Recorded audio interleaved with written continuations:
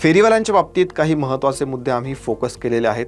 त्यावर काम झालं तर हा प्रश्न आत्ता आहे त्यापेक्षा नक्कीच सोडवायला सोपा जाणार आहे. विक्रीचं नियमन म्हणजेच रेग्युलेटेड हॉकिंग अवर्स, स्वच्छतेच्या मानकांची अंमलबजावणी, डेडिकेटेड हॉकिंग झोन आणि मार्केट, परवाने आणि नियमावली, इतर शहरांमधली सिस्टीम समजून त्याचं इम्प्लिमेंटेशन.